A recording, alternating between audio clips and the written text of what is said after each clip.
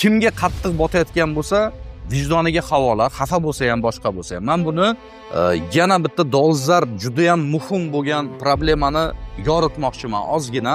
Bunaqa grijalar operatsiyaga borish kerak emas. Erta vijdon azobidan qiynalmasanglar bo'ldi. Ishlab ko'rsang, muammo umurtqada emas, muammo grijada emas. Mana eski snimka. Eski snimka mana operatsiyadan keyingi holat. Diqqat bilan qaraymiz. Endi rentgen, hozir sizlarga temirlar ko'rinmayapti. Mana endi sizlarga temirlarni ko'rsatmoqchiman. Mana Avvalambor doktorni to'g'ri tanlash kerak ekan. o'rtoqlar, assalomu alaykum. Yana bitta dolzarb, juda ham muhim bo'lgan problemani yoritmoqchiman ozgina. Masala shundaki, Faxriddin akamiz kelyaptilar. Nechinchi yil operatsiya bo'lgansiz? 22-yil. 22-yil bel grijasi holatidan operatsiyaga boryaptilar. Xullas, konservativ lecheniya bo'lyapti. Konservativ lecheniya udashli bo'lmaganligini hisobidan bu kishini operatsiyaga olishyapti. Operatsiya etap qanaqa bo'lgan, qanaqa texnik sложность bo'lgan, nima bo'lgandan qat'iy nazar bunaqa grijalar operatsiyaga borish kerak emas edi, agar to'g'ri davolanganda. Bir tomondan men o'sha adashib yurgan xalqimizga murojaat qilmoqchiman. Birinchidan o'zlaring sog'liklaringni o'ylanglar. Xuddi mana bu insonday o'zlaringni tajriba quyonchasiga aylantirib qo'ymanglar. Shu operatsiyani qilgan vrachlarga ham men nima uchun vijdonim qiynalganini aytayapman. Erta vijdon azobidan qiynalmasanglar bo'ldi. Chunki problema grijada bo'lmagan. Birinchi o'rinda ham og'riqlar grijaniki bo'lmagan. U grijani operatsiya qildirgandan keyin hozir ko'rsataman qanchalik strashni holat, umurtqani nimalar qilib tashlashgan, temirlargacha qo'ygan. Mayli edi, bu maqsadga muvofiq bo'lganda edi. Mayli edi, shuncha xarajatlardan, shuncha azoblardan keyin kasal tuzalib ketgan bo'lsa edi, odamning vijdoni qiynalmasdi. Kasal kelyapti, men ushlab ko'ryapman, temirlar qo'yilgan. O'sha meni holatimda hech nima qilish imkoniyati yo'q-da. Bu kishiga aytayman, aka, hamma narsani qilib qo'ygansiz. Chunki menda sudebniy ishlar bo'lgan. Shu masalada umurtqasini teginaman deb umurtqani davolayman degan joyimizda umurtqa sinib ketib qolgan. O'sha samarez qo'yilgandan keyin kalsiy yetishmovchiligi, mo'rtlashi, shunaqa holatlar bo'lganligi uchun. Shu uchun olmayman deganman bu kishiga. Lekin vijdonim qiynalgan, ushlab ko'rsam, muammo umurtqada emas, muammo grijada emas. Aslidagi muammo fibroz, bu miofascialniy sindrom. Kitobda olgandagi o'qi, miofascialniy fibroz nima degani, u fibrozni qanday davolaydi? Hech qachon uni operatsiya qilib grijani olgan bilan og'riqlar yo'qolmaydi. Shuning uchun kimga qattiq botayotgan bo'lsa, vijdoniga havola, xafa bo'lsa ham, boshqa bo'lsa ham. Men buni bu kishiga o'xshagan adashib kelgan bemorlar ko'p bo'lganligi uchun adashmanglar, o'zlaringni quyoncha qilmanglar. Bunaqa tajribalar juda ham xato hisoblanadi. Endi bu yoqqa kelamiz. Mana eski snimka. Eski snimka ko'rinyapti degan umid qilaman. Mana umurtqalarga qarab chiqamiz. Mana bu umurtqalar, mana bular disk, mana qorayib turganlar disk. Mana L5S1 da arzimagan grija bor. Sizni qilgan xatoyingiz, mana arzimagan grija, bu og'riq berishi mumkin, to'g'ri. No, bu orqa miya kanali deymiz, mana bo'shliqda qisib qolmaganda stenoz u darajada emas, operatsiya qiladigan darajada. Agar bu realniy stenoz bo'lsa, haqiqatan ham stenoz bo'lsa, sizga oyoqda paralij boshlanadi. Oyoqda sezuvchanlik yo'qoladi. Og'riqni o'zi emas. Og'riqni bez operatsiya davolasa bo'lardi. Og'riqning sababi bu ostri holat bo'lgan, o'tkir grija bo'lgan. Shuning uchun mana shu holat operatsiya bo'lgan. Mana shu holat operatsiya bo'lgandan endi yangi MRT snimkasi. Mana operatsiyadan keyingi holat. Diqqat bilan qaraymiz. O'rtoqlar, videoni shu joyida to'xtatishga qaror qildim. Agar sizda bo'yin grijasi, bel grijasi, tizza artrozi, artritlari, o'sha tizzadagi bo'ladigan og'riqlar, shu muammolar yoki umurtqada bo'ladigan boshqa kasalliklar sizni qiynab kelayotgan bo'lsa, mana shu pastdagi telefon nomerda Telegram kanalimiz bor. Biz so'ragan hujjatlar bo'yicha, ya'ni nima hujjatlar? MRT, o'sha sohani MRTsi, plyonkasini, zaключение qog'ozini sifatli qilib rasmga tushirasiz. Rentgen bo'lsa agar tizzalarda rentgen holati, umumiy qon tahlili va revmaproba degan analiz. Ana shuni jamg'armasini tashlaysiz Telegramga, rasmga tushirib, o'z shikoyatingizni qisqagina qilib tushuntirasiz. Sizda qanaqa og'riqlar bo'lyapti? Video сообщение qisqagina bo'lsa ham farqi yo'q. Bizni bu sohalarda konsultatsiya berishimiz mutlaqo bepul. Sizni tahlillaringizni ko'rib berish. Agar kimda kimdi shu narsalar bilan qiynalayotgan bo'lsa, o'shalarga yetkazib qo'ysangiz ham mayli. Bir sutkada bir marta shaxsan o'zim kirib Telegramda javob berishga harakat qilaman. Hamma tahlillarni ko'rib chiqqan holatda. Bir oydan o'tmagan, eskirmagan tahlillar bo'lish kerak.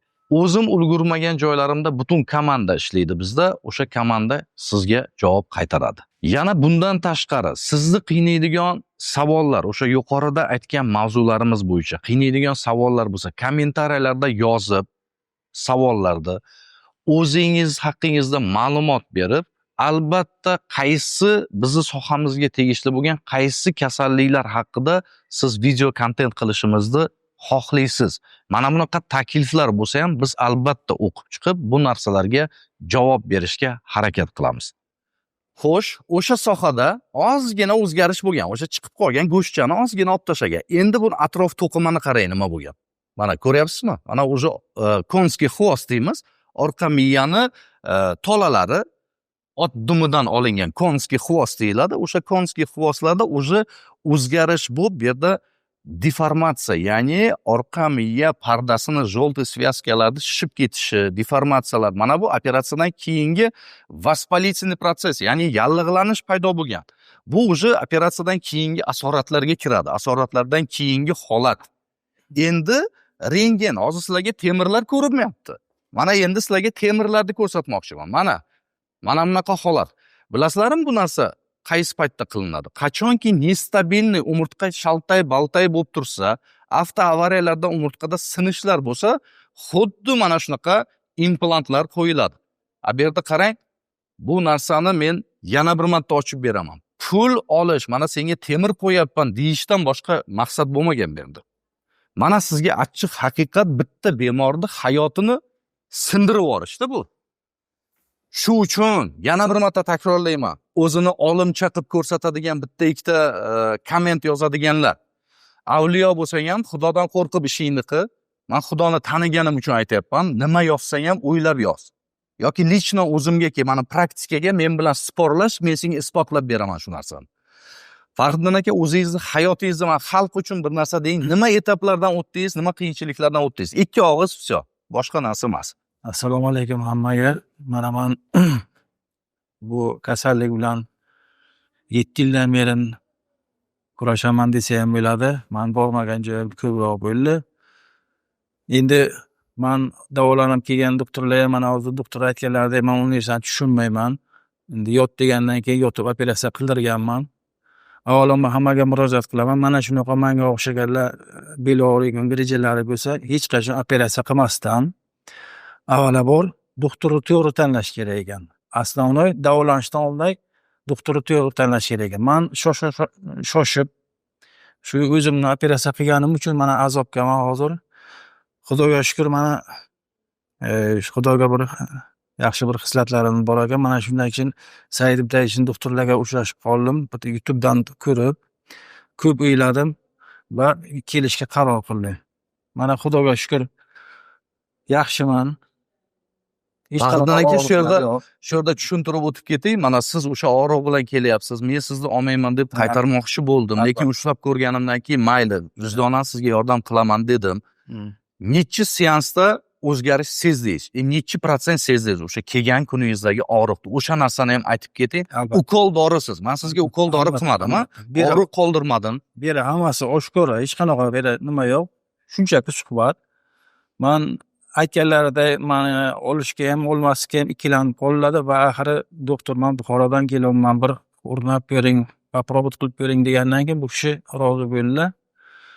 3 kunga rezultat qilib beraman dedi, lekin men birinchi seansdan keyin ertasi kun kelib o'zim minnatdorchilik bildirdim. O'sha kun hech qanaqa bez bo'lishi olmadim, uxladim, hech qanaqa tanamga og'riq bo'lmadi. Men shunisiga xursand bo'lib, lecheniyadan davom ettirishga qaror qildik doktor bilan. Doktorga rahmat sizga. Sog' bo'ling. Aka, bu narsa endi sal emotsiyaga berilib ketaman, to'g'ri tushunayman, o'zim emotsionalni odamman. Shu nohaqlik bor joyga haq talashaman. Shuning uchun salgina uzr so'rayman kimga noto'g'ri gapirib qo'ygan bo'lsam, tekkan bo'lsa, prosta o'zlaring har bittamiz shu insonni o'rniga o'zimizni qo'yib ko'raylik-da. Bu kishida ham bola chaqa bor, bu kishi ham pul topish kerak. Nechta banitsaga yurganda mana shu joyga kelgancha qancha pulni endi o'zi biladi. Mayli pul ketgani ketsin, mayli Xudo bergandir o'sha rizqda ketgan, lekin sog'lik tiklanmaganda, hozir bu kishiga aytayman, birinchi etapda bir kurs lecheniya qildim. Yana 6 oy ichida yana повтор keladi. O'shaning uchun o'rtoqlar, bitta grija bo'lmaydi organizmda og'riq sababi. U yerda ko'p muammo. Eng shulardan bu kishida uchraydigan variant grija bo'lgan. Grijadan keyin organizm o'sha joyni himoya qilgan. Himoya qilgandan keyin mushaklarda tonus spazmni kuchayganligini hisobidan qon aylanishi buzilib, miofascial sindromga olib kelgan. Ya'ni mushaklar sindromi. Uni evaziga fibroz, ya'ni biriktiruvchi to'qimadan fibrozga aylanish boshlagan. O'sha pardalarni qalinlashib, u yerga minerallar, kalsiylarni o'tirishi natijasida toshday qattiq holatga kelishlari bo'lgan. Mana asosiy kasallik nima bilan kurashish kerak bo'lgan. Hech qanaqa bu yerda grijani ahamiyati bo'lmagan. Shuning uchun hammalaring sog' bo'linglar, salomat bo'linglar. Keyingi roliklarda mana shunaqa xatoliklarni qilmaslik uchun xalq uchun chiqariladigan video. Bu narsani ko'ringlar, bir-birlaringga jo'natinglar. Hech bo'lmasa savobga erishasizlar. Fariddin aka ham o'zi og'ir inson ekan, men aytdim, aka, sizga o'xshab adashmaslik uchun savob yo'liga bu narsani chiqarish kerak. Buni ko'rish kerak xalq. Albatta. Shu uchun hech kimni xafa qilish niyatimiz yo'q. Hech kimni yoqasidan ushlash niyatimiz yo'q. Faqat vijdonan Allohdan qo'rqib ishni qilishimiz kerak bo'ldi. Sog' bo'linglar.